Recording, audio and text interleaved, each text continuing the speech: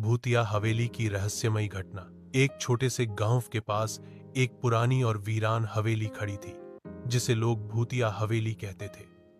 कई साल पहले वहां एक अमीर जमींदार रहता था, पर एक दिन अचानक उसका परिवार गायब हो गया और हवेली पूरी तरह सुनसान।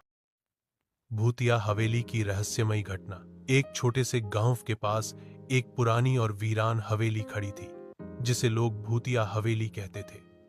कई साल पहले वहां एक अमीर जमींदार रहता था, पर एक दिन अचानक उसका परिवार गायब हो गया और हवेली पूरी तरह सुनसान हो गई। गांव वाले कहते थे कि वहां अजीब अजीब आवाजें आती हैं और रात को अजीब रोशनी नजर आती है। एक रात तीन दोस्त रोहित, अंजलि और संजय साहसिक प्रयास करने का निर्णय लिया।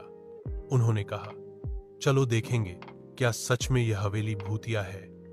चांद की रोशनी में वे हवेली के अंदर प्रवेश किए। हवेली के दरवाजे जंग लगे थे और अंदर की हवा ठंडी और अजीब सी थी।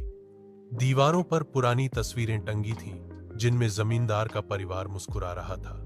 जैसे जैसे वे आगे बढ़े, एक धीमी हंसी की आवाज गूंजने लगी। तीनों दोस्तों के कदम थम गए।